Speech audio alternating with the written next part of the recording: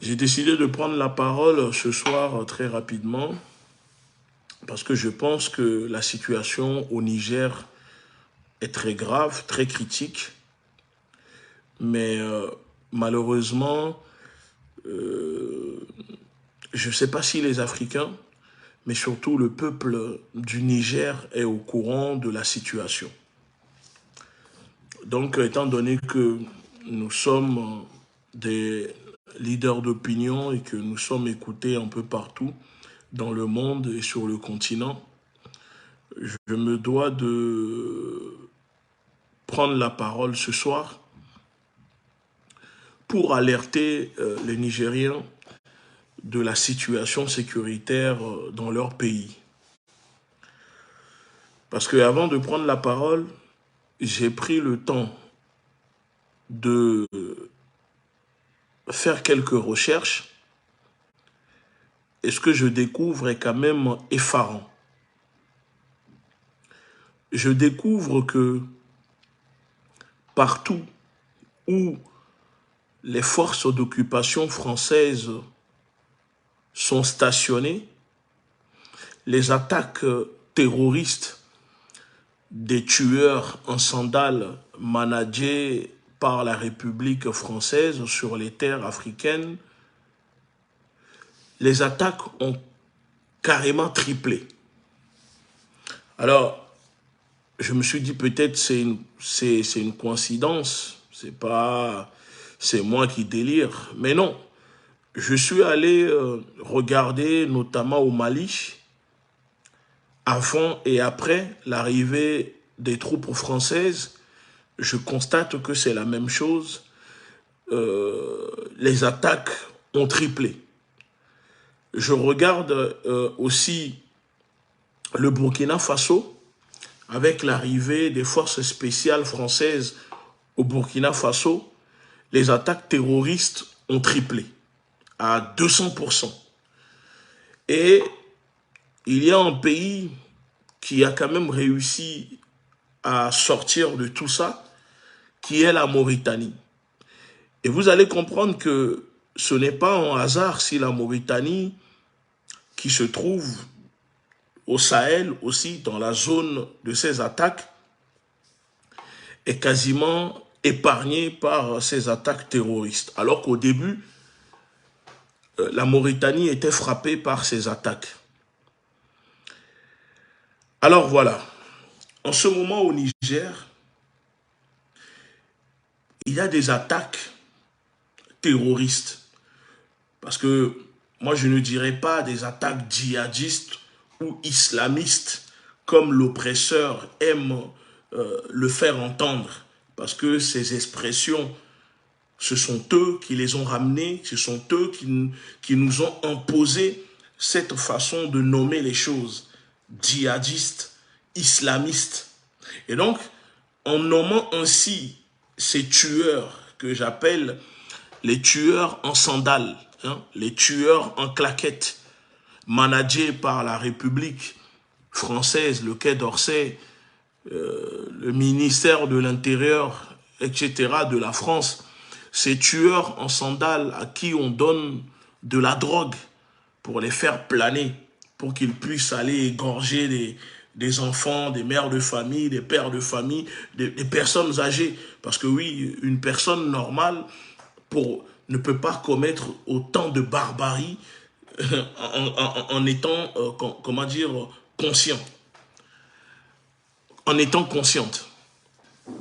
Alors, pour que ces personnes puissent tuer autant, vous savez, on leur donne des produits, on leur donne de la drogue, des psychotropes.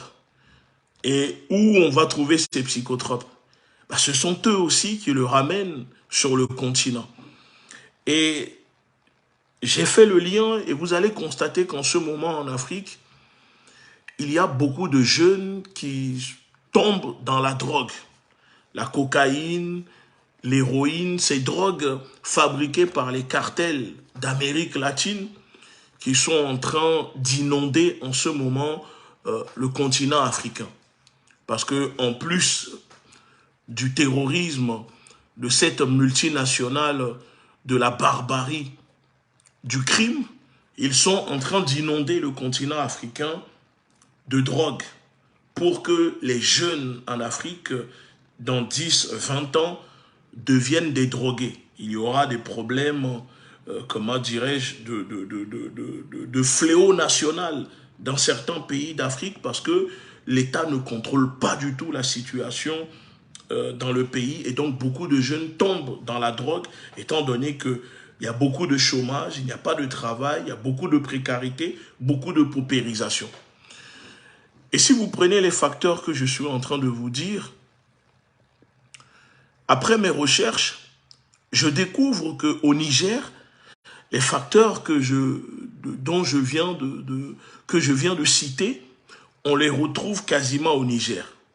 La paupérisation des milieux comment dire, ruraux, la paupérisation des populations, la misère, la précarité, les Nigériens qui deviennent de plus en plus pauvres, alors qu'une minorité s'est accaparée des richesses du pays. Mais surtout, en faisant mes recherches, je découvre que le Niger est touché par un autre fléau dont les médias ne parlent quasiment pas. C'est les médias liés à l'exploitation de l'uranium au Niger. Les cancers, on voit qu'il y a des jeunes filles, des enfants, des personnes âgées qui sont infectées par le cancer dans les villes où Areva, la patronne d'Areva qui s'appelle Atomic Anne, exploite l'uranium. Mais officiellement, en faisant mes recherches, je découvre que Areva prétend que depuis l'exploitation d'Areva au Niger, il n'y a quasiment pas de maladie détectée au sein des populations. C'est quand même hallucinant que vous allez au Niger, les villes comme Arlit, où on exploite l'uranium, il y a des tonnes de déchets à l'air libre, dans la nature. Le vent, le vent dépose ces poussières d'uranium sur les habitations. Mais Areva et ses médecins disent qu'au Niger, il n'y a aucun problème lié à l'exploitation de l'uranium au Niger et que les habitants ne sont pas du tout malades, il n'y a pas de cancer, il n'y a rien, il n'y a pas d'épidémie circulée, il n'y a rien à voir. Et pourtant, quand on regarde bien, les doses qui sont déposées au Niger sont 10 fois plus supérieures aux doses recommandées par l'Organisation internationale de tout ce qui est, je crois, le nucléaire, l'uranium, etc. C'est-à-dire qu'en France, aucunement on peut exposer des déchets nucléaires à l'air libre, mais au Niger, il y a des tonnes de montagnes. Quand je vous dis des montagnes, c'est des montagnes d'uranium à travers le pays, déversées dans le pays par les multinationales françaises avec l'aval de l'État français en complicité avec la bourgeoisie comprador, l'élite corrompue du pays qui sert vous savez, ces personnes qui servent de sentinelles pour que l'oppresseur puisse venir exploiter le pays. Et donc, quand on prend ces facteurs, on découvre que il y avait certes des attaques terroristes dans le pays, parce que ce terrorisme-là est déclenché par l'assassinat de Kadhafi en Libye. Mais depuis quelques semaines, je regarde les courbes des attaques terroristes au Niger et je découvre que ces attaques ont bondi, et je me suis dit, tiens, c'est quand même bizarre que subitement, les attaques contre les populations ou contre les militaires, les FDS, les forces de défense et de sécurité au Niger, bondissent subitement. Et quand je regarde, je découvre que les attaques ont bondi depuis l'arrivée, depuis que Bazoum a décidé d'accepter, d'accueillir les forces d'occupation françaises chassées, par exemple, au Mali, au Niger, c'est-à-dire la force Barkhane, la force Takuba, etc. Depuis que ces forces ont quitté hein, sont chassées du Mali et accueillies au Niger, les populations au Niger vivent, comment dire, dans l'enfer total. Tous les jours, il y a des attaques contre les populations, contre les militaires qui sont censés protéger le pays. Alors, moi, je me pose la question.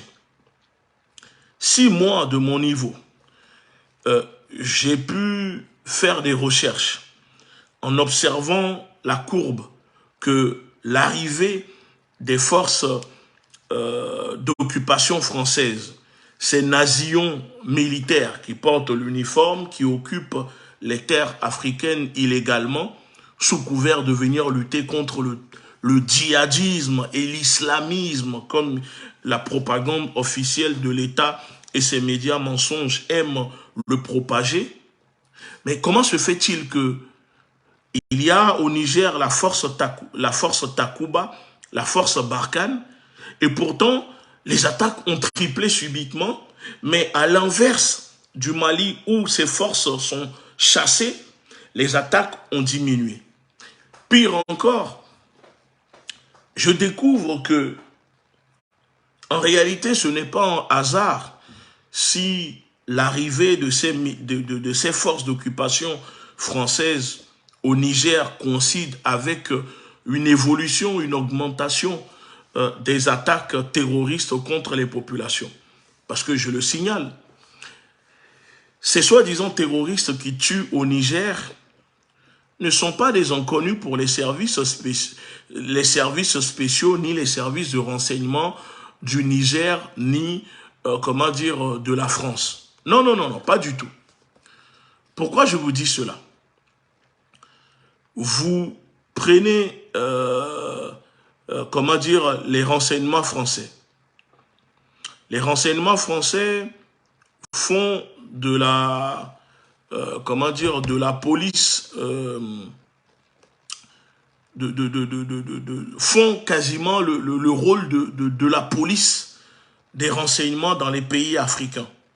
En plus des renseignements intérieurs de ces pays africains qui existent pour empêcher que les valets de la France soient destitués de leur trône. Alors, si le terrorisme touche ainsi les pays africains, parce que le Niger notamment, plus précisément le Niger, parce que le Niger est un pays partenaire de la France. Comment c'est possible que les attaques ont triplé au Niger depuis l'arrivée des forces d'occupation françaises chassées du Mali, mais le président français ne décide pas ou ne signe pas une autorisation pour dire, bon, nous allons envoyer des canons César, nous allons envoyer des chars Leclerc, nous allons envoyer de l'armement nécessaire pour que notre partenaire Bazoum puisse sécuriser le pays. Pire, on découvre que l'arrivée des militaires français au Niger empêche et limite comment dire, l'autorisation, limite le plan, comment dire, de travail des militaires nigériens. C'est-à-dire depuis que les forces Takuba et Barkhane sont arrivés au Niger, on découvre que les militaires nigériens ne sont plus libres de décider par eux-mêmes des cibles qu'ils doivent attaquer. Et donc, encore une fois, il y a le même circuit qui rentre en action au Niger où, pour que les forces de sécurité au Niger puissent engager des attaques contre des groupes terroristes, ces forces sont occupées sont obligées d'attendre une autorisation venant de la France avant d'engager le combat ou avant de faire survoler tout type d'appareil dont dispose l'armée du Niger pour aller, comment dire, combattre. Et ce sont les mêmes procédés qui se déroulaient au Mali où on empêchait l'armée malienne d'accéder dans certaines zones où les forces d'occupation française protégeaient carrément les groupes terroristes et les groupes rebelles qui combattaient les autorités maliennes. C'est la même chose qui se passe aussi au Togo en ce moment.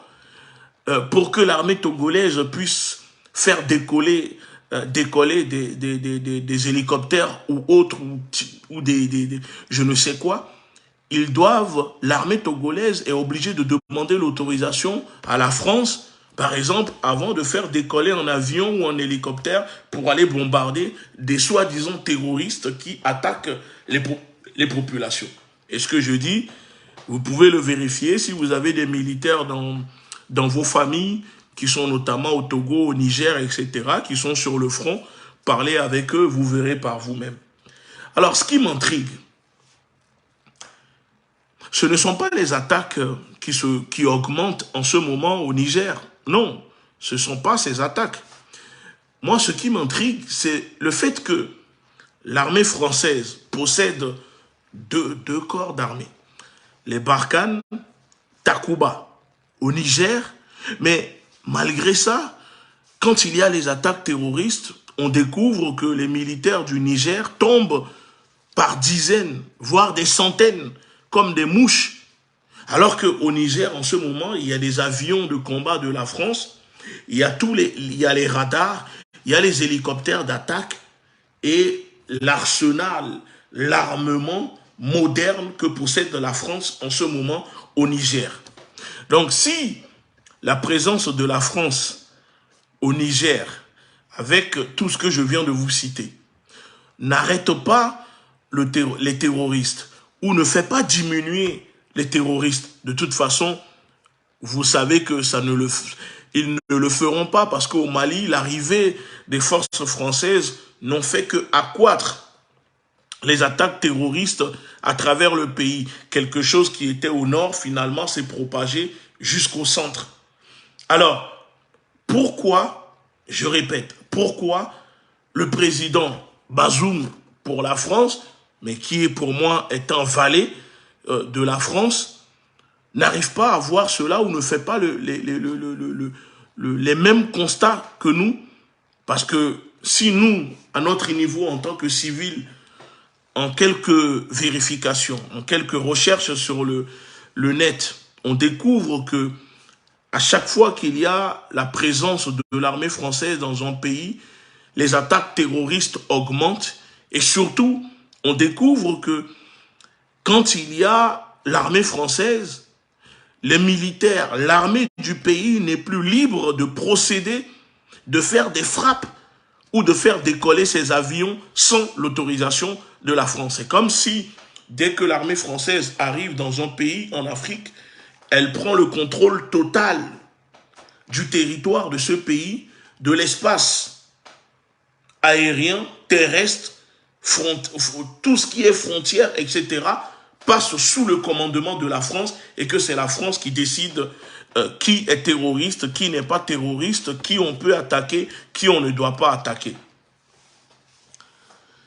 Est-ce que pour vous, ce sont des coïncidences, tout ce que je viens de dire, ou ce sont des faits réels qui normalement sont censés alerter, que ce soit la présidence du Niger, mais le peuple, je pense qu'une partie du peuple, sûrement au Niger, est au courant de la situation, de ce qui se passe dans le pays, et c'est pour cela que ils sont en train de se mobiliser d'ailleurs, parce que je vois que les mouvements au Niger se mobilisent, essayent de mobiliser les populations, même si ce n'est pas facile du tout, mais ils essayent quand même de mobiliser les populations.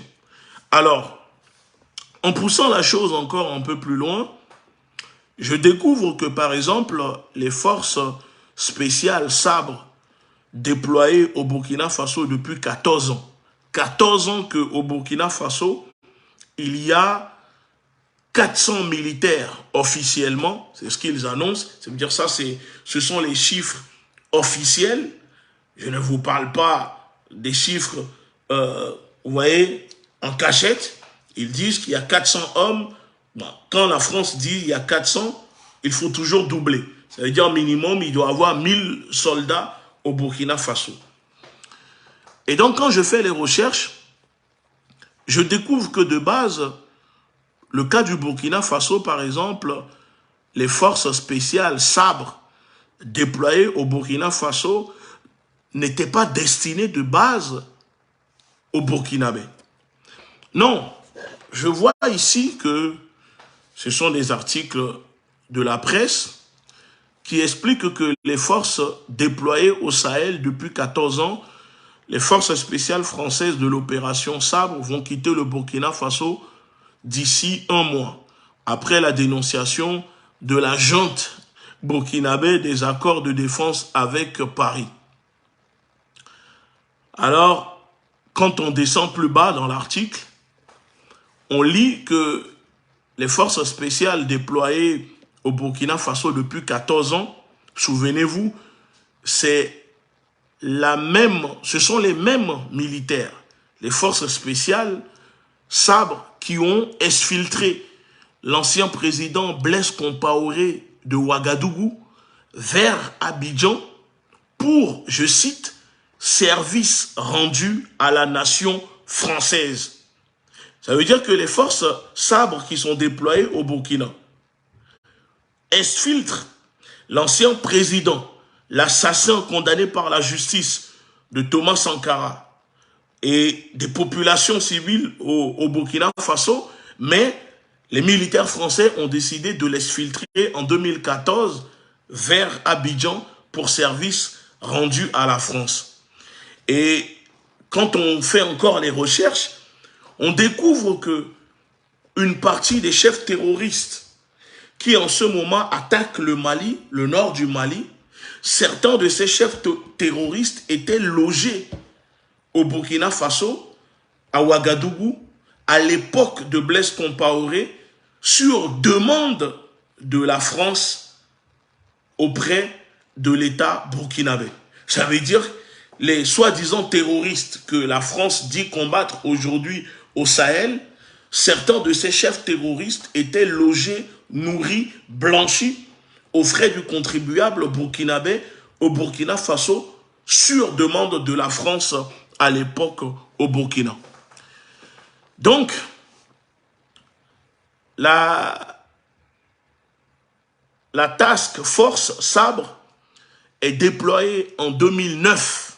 Écoute, hein, ça veut dire que c'est une force qui a été créée en 2009 pour répondre à une série de prises d'otages, à une attaque contre l'ambassade française en Mauritanie.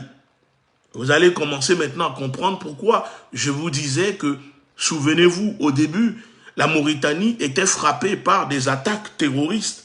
Mais subitement, vous avez vu, la Mauritanie a réussi à éradiquer ces attaques et qu'il n'y a quasiment plus d'attaques terroristes en Mauritanie, alors que la Mauritanie se trouve dans la zone du Sahel où les attaques se déroulent. D'ailleurs, la Mauritanie vient d'annoncer le renforcement de ses liens, de ses accords militaires avec la Russie lors de la visite du ministre des Affaires étrangères Sergueï Lavrov en Mauritanie.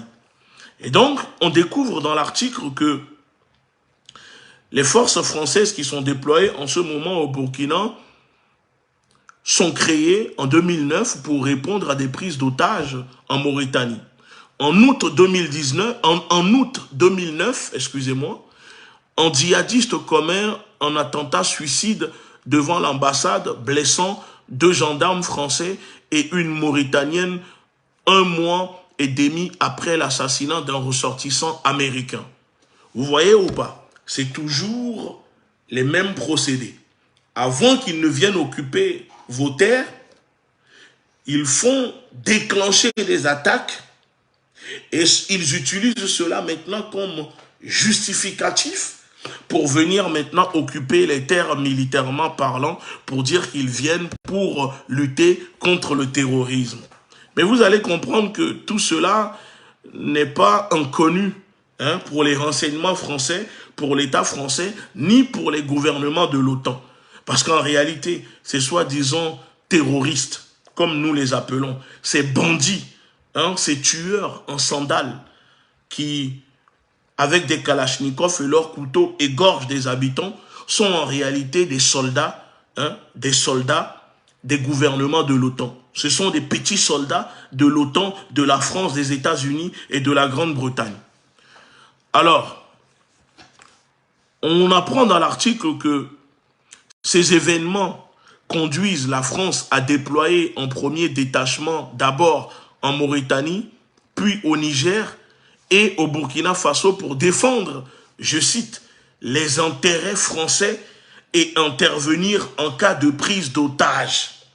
Ça veut dire que les forces d'occupation françaises qui sont déployées dans les pays africains ne sont pas là pour lutter contre le terrorisme, pour sécuriser les pays, ni les habitants et leurs biens, mais pour sécuriser les intérêts français au Niger, au Burkina Faso et en Mauritanie. Explique le journaliste Jean-Marc Tanguy, auteur de plusieurs ouvrages, Les forces spéciales françaises. Et ensuite, dans l'article, on découvre que, active dans plusieurs pays sahéliens, la force Sabre finit par s'établir sur la base de Kamboussan, en périphérique de Ouagadougou.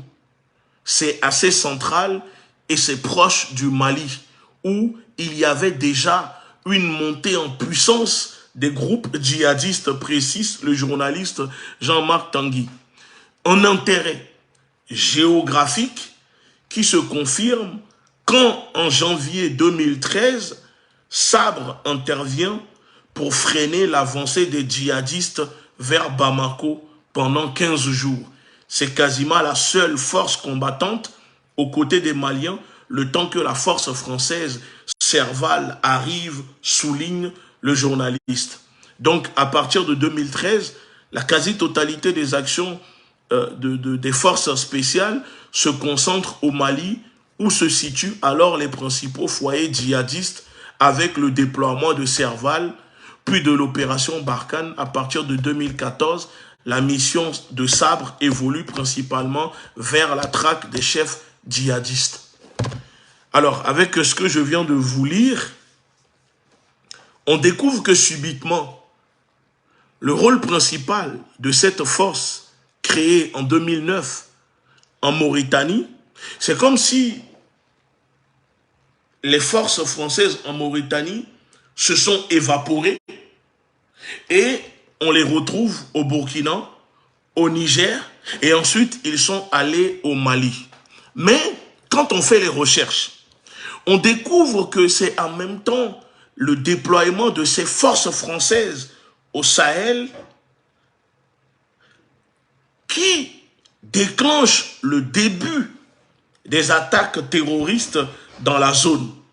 Alors, la question que moi je pose, moi j'ai déjà la réponse, mais la question que je vais poser à ceux qui m'écoutent, répondez.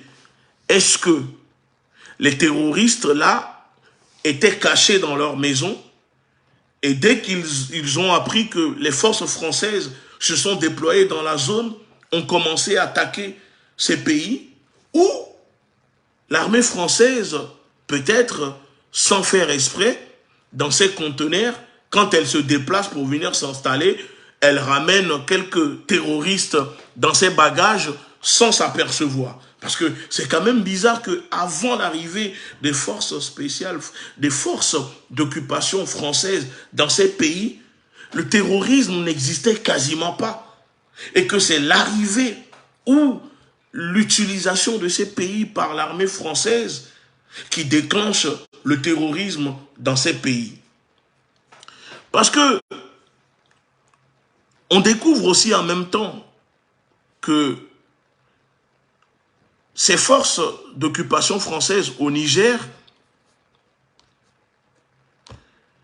quand la France a voulu intervenir au Mali, et ça ce n'est pas moi, je ne suis pas en train de l'inventer, des mois plus tôt, c'est-à-dire quasiment 1 an avant les attaques terroristes au Mali, la France avait déjà un plan, l'armée française avait déjà un plan pour envahir le Mali.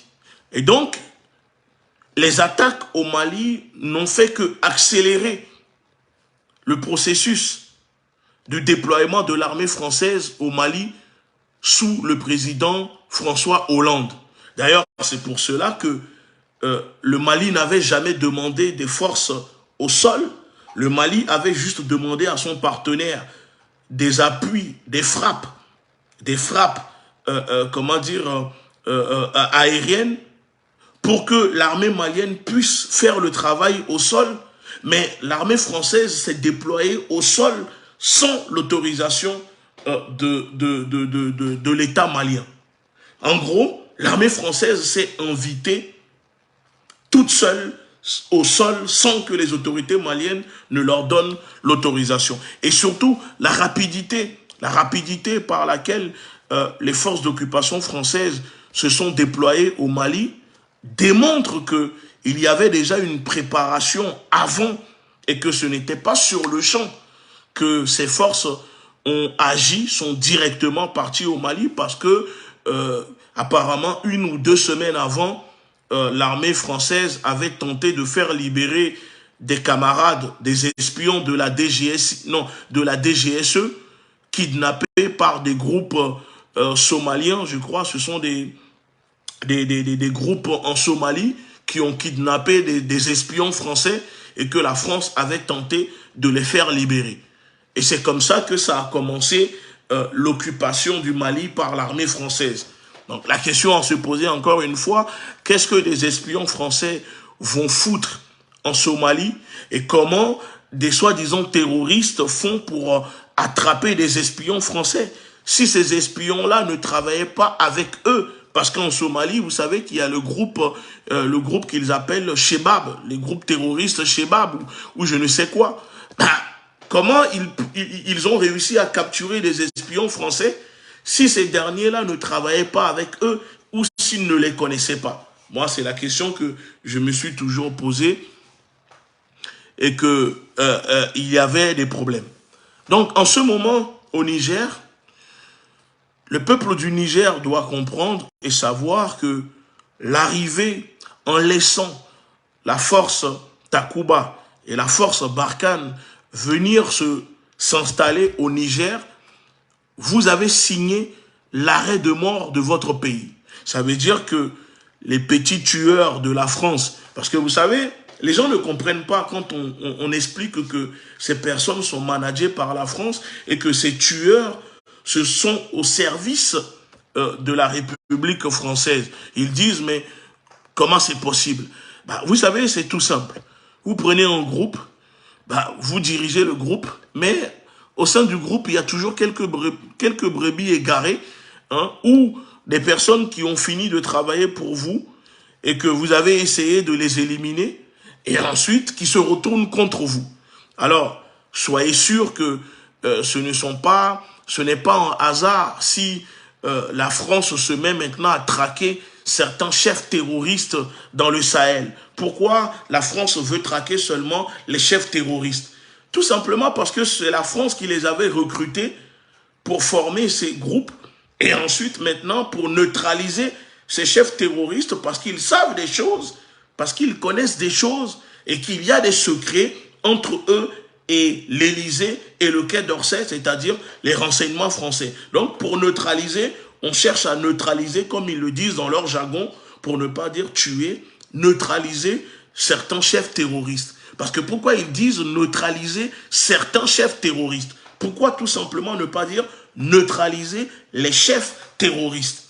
Parce que voilà, il y a certains chefs qu'il faut neutraliser et d'autres qu'il ne faut pas neutraliser parce que eux continuent à bien obéir, à exécuter les ordres qui arrivent directement de l'Élysée, du Quai d'Orsay. Donc eux, tant qu'ils sont dans le circuit, tant qu'ils sont dans la moule, tant qu'ils respectent les conditions, on ne les touche pas. On l'a vu au Mali. On l'a vu au Mali comment la France protégeait certains chefs terroristes et chefs rebelles au Mali. Alors, donc, voilà un peu le plan de la France en ce moment au Niger. Et donc, depuis l'arrivée, de ces forces, de ces militaires au Niger, le peuple du Niger vit l'enfer. Tous les jours, il y a des attaques. On voit l'ambassadeur néocolon ce cafard qui n'hésite pas à tenir des propos immondes, des propos ignobles, hein, des propos scandaleux, en disant que l'eau au Niger, c'est à l'Union européenne. Mais moi, je ne suis pas surpris. Pour ceux qui n'ont pas compris, c'est une façon de dire au peuple du Niger, l'eau que vous buvez, ce n'est pas à vous, mais c'est à l'Union européenne, parce que c'est privatisé. Oui, puisque tout est privatisé dans nos pays. La rivière, les rivières, l'eau, tout ce que nous buvons est privatisé. Donc c'est une façon de dire aux gens là-bas, vous parlez, mais l'eau que vous buvez, ça nous appartient. C'est à nous. C'est à nous, parce que, voilà, c'est l'Union européenne qui gère, avec la France, qui gère le pays, donc tout est privatisé dans le pays. Donc, sur ce plan, c'est ça qu'il a voulu dire.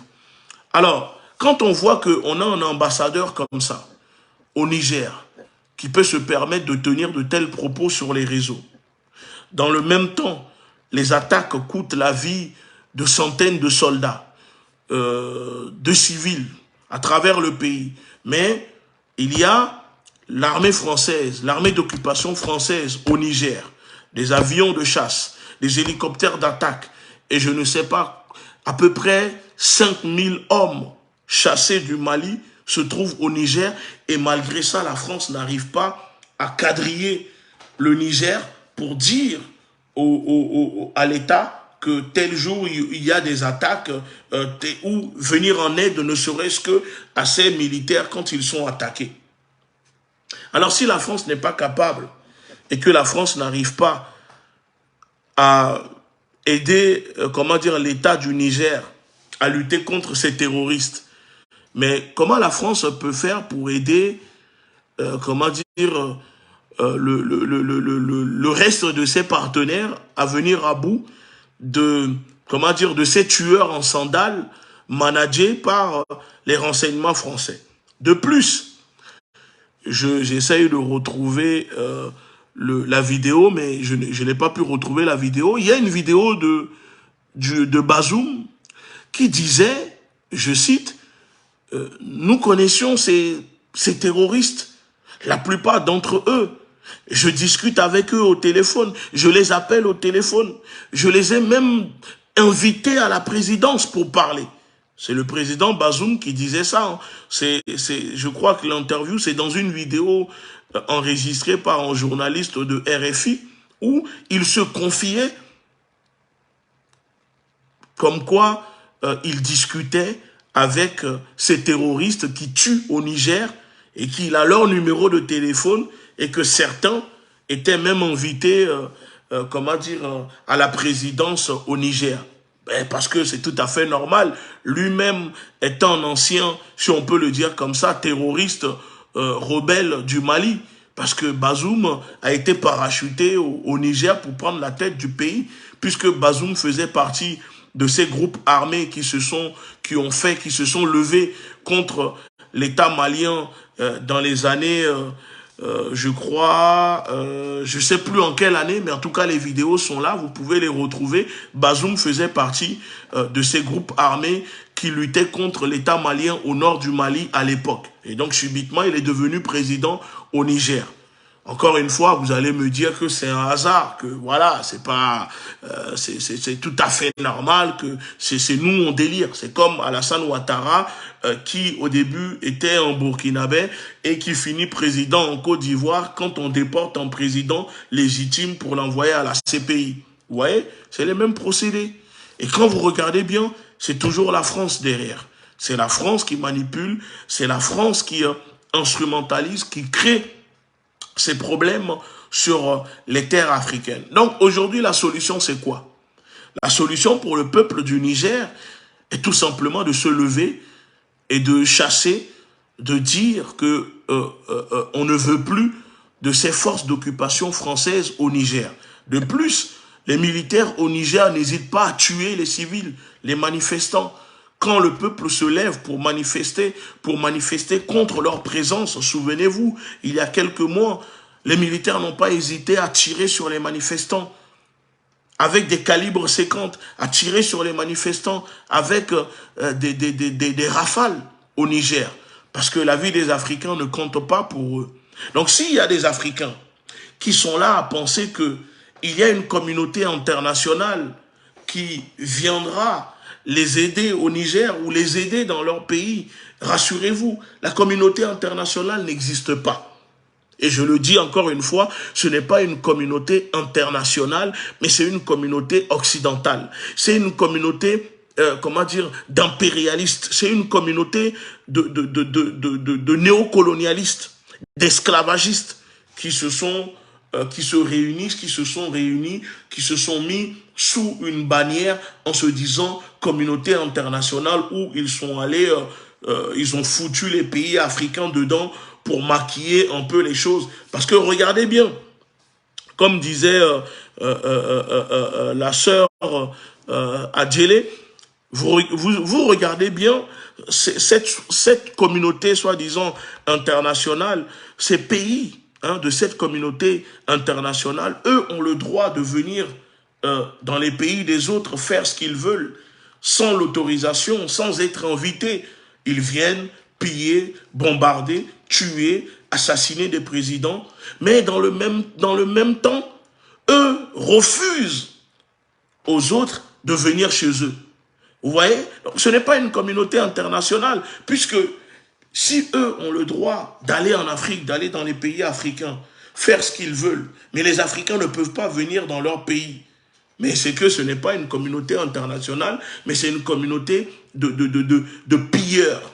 Oui, c'est une communauté de pilleurs. Ce sont des pilleurs qui sont, comment dire, dans ce truc que vous appelez la communauté internationale et qui sont là pour imposer à des pays comme le Niger un programme de la Banque mondiale, du FMI, du World Forum économique, etc.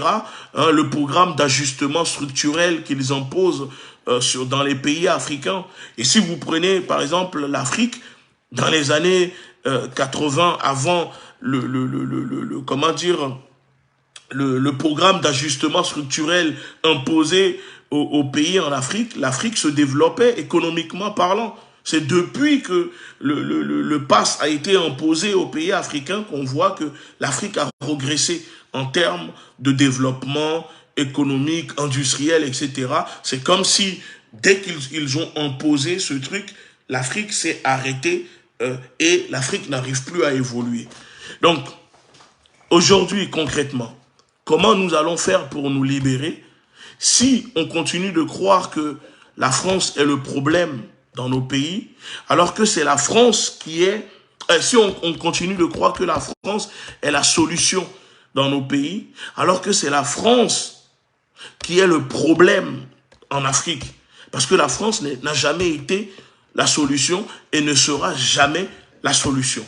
Puisque c'est elle qui est responsable des maux, des problèmes, enfin, une partie des problèmes qui rongent l'Afrique, aidée par les sentinelles, la 5e colonne africaine dans les pays. Parce que depuis que la France est venue mettre les pieds en Afrique, la France n'a jamais permis à un pays de se développer. Dites-moi quel pays, ancienne colonie de la France, que la France a développé, qui aujourd'hui se porte à merveille, que la France peut démontrer, peut dire, regardez, nous avons développé ce pays. Aucun. Aucun. Parce que l'aide au développement que la France injecte dans les pays d'Afrique, comme le Niger, où il y a une pauvreté pas possible, comment pouvez-vous penser, comment pouvez-vous croire qu'au Niger, il y a l'uranium, l'or, il y a du pétrole, il y a de tout ce que la France exploite, mais que le pays est pauvre et qu'au Niger, il y a des populations qui meurent de faim, qu'il y a le programme alimentaire mondial au Niger pour venir en aide aux populations. Alors que 40% de l'uranium utilisé par les centrales nucléaires en France viennent directement du Niger, exploités directement du Niger. 40% de l'uranium. Et quand la France vend des centrales nucléaires à des pays, vous imaginez bien qu'elle le vend directement avec l'uranium qui va avec, puisque l'uranium du Niger est pur. Et donc, la France exploite à fait main basse sur ce pays. Le pays ne possède même pas trois hôpitaux de référence. Et pourtant, Areva exploite le pays. Il y a des montagnes de déchets actifs partout à travers le pays. Mais il n'y a rien. Vous allez au Niger, c'est comme si vous rentrez au 15e siècle. Pourtant, on nous dit que la France est un partenaire, que la France est dans le pays, que la France développe, donne de l'aide au développement dans le pays. Mais l'aide au développement que la France donne au Niger, c'est quoi l'aide au développement? Parce qu'il y a des Français, malheureusement, quand les Français entendent de telles expressions, l'aide au développement, pour eux, la France donne des milliards d'euros. Non, en fait, l'aide au développement de la France, ce n'est pas une aide. Hein. Ce n'est pas parce qu'on dit la France vient de donner une aide de 30 millions d'euros au Niger que la France a donné gratuitement. Non, quand vous entendez les Américains dire que les États-Unis ont débloqué une aide de 20 milliards de dollars pour l'Ukraine, non, ce n'est pas une aide, hein. Ça va être remboursé. Mais dans le cas des pays africains, c'est la moitié des réserves, des avoirs des pays africains via le franc CFA utilisé dans les banques françaises que l'État français redonne aux pays africains en leur prêtant avec des taux incroyables que les pays africains n'arrivent pas à payer. Mais pire encore, l'aide au développement de la France, par exemple au Niger, ne constitue pas une aide pour permettre au développement du pays. Non, c'est une aide que la France injecte au Niger pour permettre au peuple du Niger de consommer les produits fabriqués par les entreprises françaises, les multinationales françaises. Ça veut dire que la France injecte de l'argent au Niger pour que les populations puissent l'utiliser pour consommer les produits fabriqués par les entreprises, les multinationales françaises. Parce que tout ce que les populations consomment au Niger est fabriqué, géré par les entreprises françaises. Donc, en réalité, si la France n'injecte pas de l'argent au Niger, les populations ne pourront pas consommer les produits fabriqués par les entreprises et les multinationales françaises qui ramènent leurs produits pour le vendre au Niger. Donc, pour cela, on injecte du liquidité dans le pays et cela permet aux populations de consommer et ensuite on ressort l'argent directement qu'on vient, on dépose directement dans les banques françaises. Il n'y a pas de développement à travers cela. Il n'y a pas de développement, ce n'est pas l'aide au développement. Non, c'est plutôt une aide pour, enfermer la population dans une consommation des produits fabriqués par les entreprises françaises. Donc, c'est un système, en réalité, qui enrichit toujours les mêmes personnes. La France, les entreprises françaises, les multinationales françaises. Alors, si vous prenez maintenant le cas de ces terroristes qui tuent au Niger, qui tuent au Mali, qui tuent au Burkina, qui tuent au Togo, quelles sont leurs revendications? Dites-moi, dans le cas du Niger, c'est quoi les revendications de ces terroristes qui tuent au Niger? Est-ce que ces terroristes-là ont posé des revendications? Dites-moi s'il y a des revendications de ces terroristes. C'est quoi les revendications de ces terroristes au Niger et dans le reste des pays d'Afrique que je viens de vous citer? Il n'y a pas de revendication. Il n'y a pas de revendication. Donc, quand les Français, les Occidentaux, les médias mensonges occidentaux nous disent ce sont des djihadistes, ce sont des islamistes, mais en quoi aller tuer des musulmans? Parce qu'au Niger, ce sont des musulmans. Au Mali, ce sont des musulmans. Au Burkina, la plupart des personnes tuées sont des musulmans. En quoi aller égorger des personnes qui sont musulmanes, des enfants, des vieillards, des personnes âgées? C'est du djihad. À quel moment ces personnes sont des djihadistes? C'est quand même incroyable qu'ils ont réussi à nous imposer des termes, ces paradigmes. C'est eux qui les ont créés Et ils ont réussi à nous imposer. Moi, je vois des Africains dire, oui, les djihadistes, les islamistes, mais ce ne sont pas des islamistes, ce ne sont pas des djihadistes.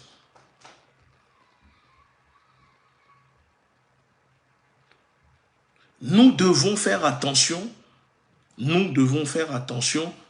aux mots que nous utilisons. Nous devons briser ces termes linguistiques que les colons imposent, que l'oppresseur impose pour pouvoir se légitimer à travers ces actions barbares, ces génocides, ces crimes contre l'humanité dans nos pays. Je répète, ce n'est pas ça le djihad. Et ces personnes, aucunement, ne sont des djihadistes. Et vous remarquerez comme moi que quand les présidents français s'expriment sur la présence des forces d'occupation françaises au Sahel, ils ne disent pas qu'ils sont là pour lutter contre les terroristes. Non, parce que terroriste, terreur, terrorisme. Non, ils disent que les militaires français sont au Sahel pour lutter contre le djihadisme et l'islamisme. En gros, les Français, l'armée française est présente au Niger, au Mali, au Burkina, pour protéger les musulmans contre les barbares djihadistes. Alors que dans le même temps, en France, la France fait la guerre aux musulmans. La France pratique une politique islamophobe à longueur de journée, dans les institutions, partout, à la télé. En France, comment dire, elle opprime les musulmans, mais en Afrique, elle prétend protéger les musulmans contre des djihadistes. Non, sérieux. Sérieux. Et moi, c'est ça qui me fascine dans la politique française. C'est ça qui me fascine dans la politique française. La France opprime des musulmans en France, fait la guerre à l'islam en France, mais elle protège les musulmans en Afrique. Vous voyez ou pas qu'il suffit de creuser, d'analyser un peu pour comprendre que il raconte, tout ce qu'il raconte, c'est des balivernes. Hein, c'est des balivernes. Ces personnes-là nous racontent des balivernes. Mais on arrive à les gober, on arrive à croire, parce que ces personnes, elles ont des outils de propagande qui sont des médias très puissants, hein, à leur service, qui arrivent à véhiculer ce genre de mensonges, de propagande dans l'opinion collective, dans l'esprit des populations. Donc aujourd'hui, c'est tout à fait normal pour un Nigérien de dire que la France lutte contre les djihadistes, les islamistes au Niger, sans même se rendre compte qu'en réalité, c'est une supercherie. C'est comme si on nous disait que la France lutte contre l'esclavage au Niger, alors que la République française, la France, la base, l'idéologie, et qui dit idéologie dit politique. Les dogmes de la France, les bases, les fondamentaux de la France, c'est l'esclavage. Vous voyez ou pas? C'est comme si on nous disait que la France lutte contre l'esclavage. Alors que on sait que si la France est la France aujourd'hui, c'est grâce à l'esclavage, le capitalisme des êtres humains en vendant des êtres humains, le capitalisme de la traite, de l'esclavage, la traite humaine. C'est à cause, c'est grâce à ça que la France est aujourd'hui la France. Et on nous vend aujourd'hui que la France lutte contre l'esclavage. C'est quand même fantastique, non? Ils arrivent toujours par je ne sais par quelle acrobatie idéologique, politique, géopolitique, à prendre la place de leurs victimes. Et leurs victimes deviennent les méchants. Et eux les victimes. C'est quand même incroyable. Il faut le reconnaître que ces personnes sont quand même des génies. et je le disais l'autre jour sur Afrique Média, ce sont des génies hein, de la falsification. Ce sont des génies de la falsification. Ils sont très forts dans la falsification de l'histoire. Et ça, il faut le reconnaître. Soyons honnêtes, avouons-le, que l'Occident, la France, sont des génies de la falsification de l'histoire. De l'histoire. Que ce soit de l'Antiquité et de l'histoire moderne. Ce sont des génies. Ce sont des génies. Donc aujourd'hui, si on continue de mal nommer les choses dans nos pays, si on continue de mal nommer les choses au sein de notre communauté, au sein de notre peuple, alors nous allons toujours continuer à mal combattre les maux qui rongent nos peuples. Parce qu'on ne peut pas réellement, on ne peut pas bien combattre, on ne peut pas soigner des maux si les diagnostics posés ne sont pas les vrais diagnostics. Vous comprenez ou pas? Si on continue d'utiliser, de rester dans leur paradigme, de rester dans leur dogme, mais nous allons continuer comme ça à tourner en rond. Et c'est pour cela que la France aujourd'hui, les gens comme nous, elle a décidé de nous faire la guerre. Parce que pour la France, les gens comme nous sommes des idéologues. Parce qu'on arrive à décrypter, à éveiller, à dire au peuple le fond de leurs pensées. Donc, vous imaginez des gens comme nous, si à chaque année, on se multipliait, ben, la France va perdre de plus en plus de terrain. Donc, il ne faut pas surtout des gens comme nous. Parce que les faits sont là. L'histoire l'a déjà démontré. Depuis l'Antiquité jusqu'à maintenant, ce sont des gens qui ne font que falsifier l'histoire pour opprimer les peuples du monde, pour venir esclavagiser l'Afrique. Les justificatifs de ces personnes, c'était de dire que l'Afrique était une terre sauvage.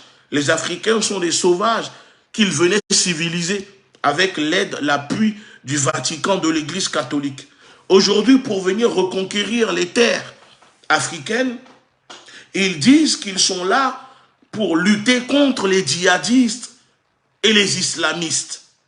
Mais oui, parce qu'il leur faut toujours des motifs, des justificatifs. Mais les motifs que je viens de vous dire, qu'ils utilisent par exemple au Niger, ce sont des motifs déclarés. Mais quand on regarde bien, ce sont les motifs non déclarés que les Africains doivent chercher à comprendre. C'est quoi les motifs non déclarés de la France? Quand la France dit que je suis au Niger pour lutter contre le djihadisme et l'islamisme, en réalité c'est l'inverse.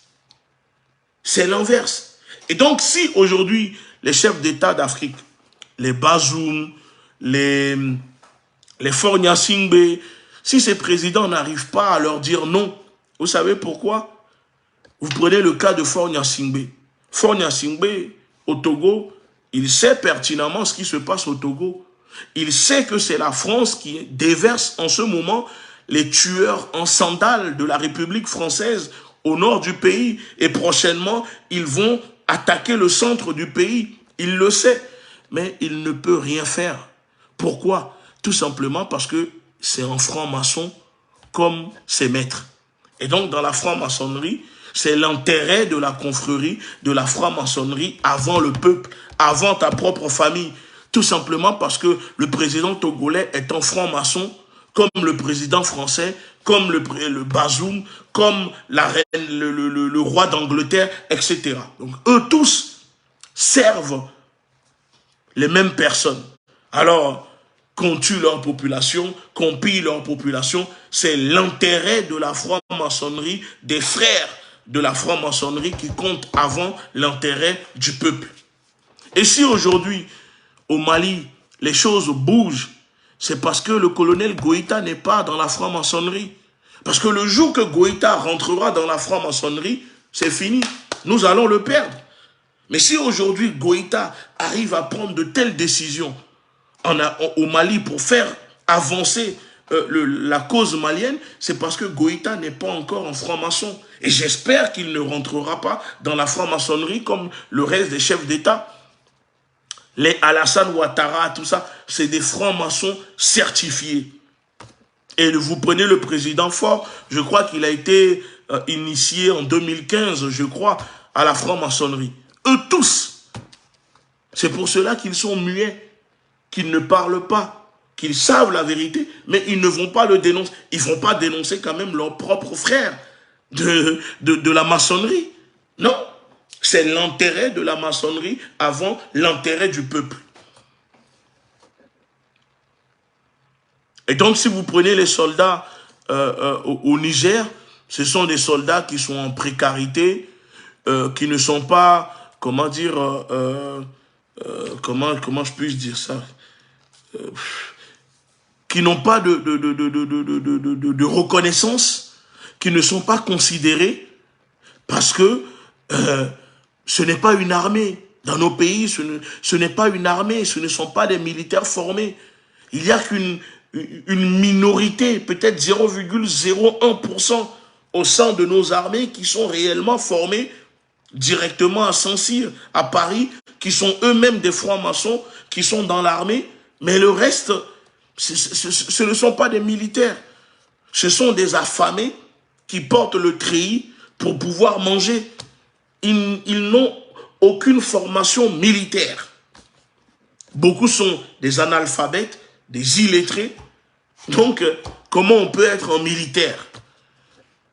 Et la situation du Niger, il faut vraiment que le peuple se lève là-bas, parce que le fait que l'armée d'occupation se positionne là-bas et décide là d'utiliser ces tueurs pour intensifier les attaques, c'est une façon directement aussi de déstabiliser le reste des pays aux alentours. Parce que, je le répète, de base, la force, la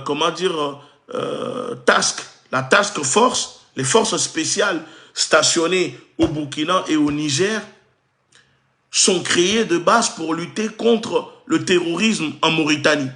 Mais le terrorisme a disparu en Mauritanie, et depuis qu'il n'y a plus de militaires, je crois, ou de bases françaises en Mauritanie, il n'y a plus de terrorisme en Mauritanie.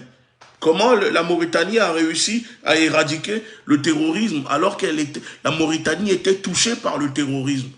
Il faut aussi peut-être que les États africains se rapprochent de ce pays, malgré la politique qui existe en Mauritanie, l'esclavage des Mauritaniens noirs dans le pays, que moi je condamne, que je n'approuve pas, mais je pense quand même que les États comme le Mali, Burkina, etc. devraient se rapprocher auprès de l'État mauritanien pour savoir comment eux, ils ont réussi à vraiment éradiquer et stabiliser leur pays.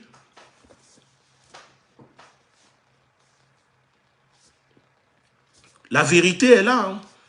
Voilà ce qui se passe. Donc, si les Mauritaniens ne sont pas au courant, maintenant vous êtes au courant que depuis l'arrivée de la force Barkhane, de la force Takuba en Mauritanie, les attaques ont triplé à travers le pays et que les attentats n'ont jamais été aussi, intenses au Niger depuis l'arrivée de la force Barkhane.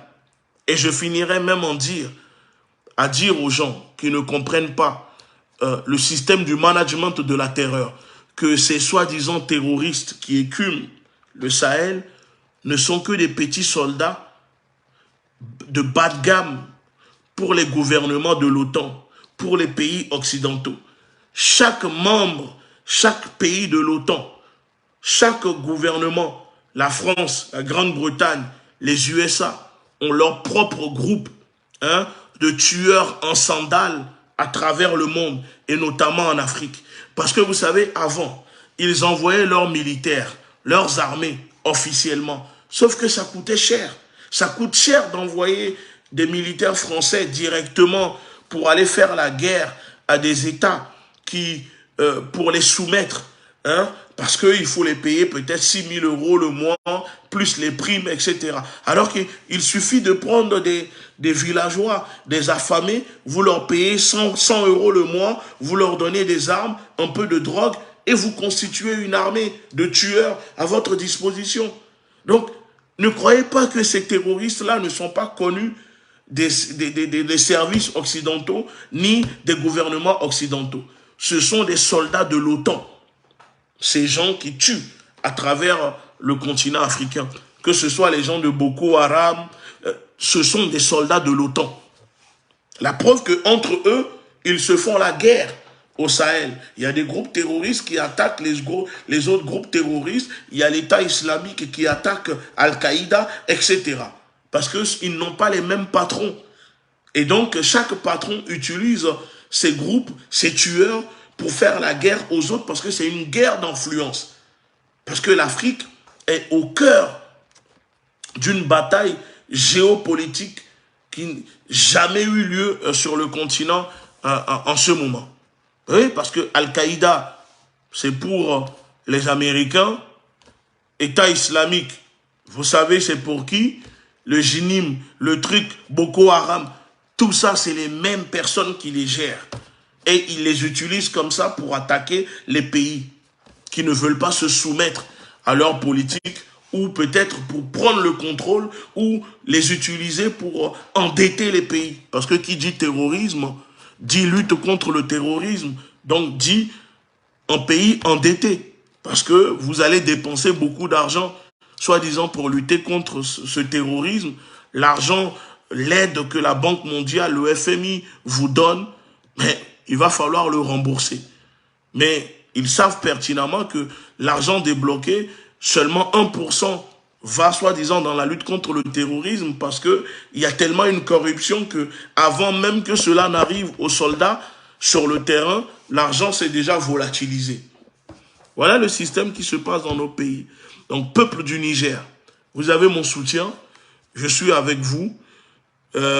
Nous sommes en train de faire une lutte qui n'est pas facile, parce que nos présidents ou nos valets, ces gardiens de camps de concentration, ne nous facilitent pas la tâche, mais néanmoins, il faut garder espoir.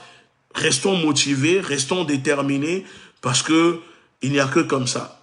L'esclave qui veut se libérer doit croire. Parce que l'esclave qui ne croit pas ne peut pas se libérer. Malheureusement, c'est comme ça. Donc, continuons la lutte, restons mobilisés. S'il y a des mobilisations à venir au Niger, n'hésitez pas à m'envoyer un message. N'hésitez pas à nous alerter pour qu'on puisse vous donner de la voix sur le plan international pour booster, pour inciter les populations malgré la censure que nous subissons sur les réseaux, sur nos pages. Mais on va continuer quand même à mobiliser le peuple pour que le peuple, comment dire, ne lâche pas. Hein. Il faut intensifier la lutte en ce moment. Et de notre côté, on continue aussi de faire la diplomatie en privé, d'essayer d'avoir le soutien de certains pays sur le plan diplomatique, politique, se former aussi politiquement et articuler les luttes avec les peuples qui sont opprimés, hein, comme l'Afrique, et d'autres peuples qui ont l'expérience dans la lutte anti-impérialiste comme Cuba, Venezuela, etc. C'est très important qu'on puisse aussi articuler et se former auprès de ces peuples. Armons-nous idéologiquement.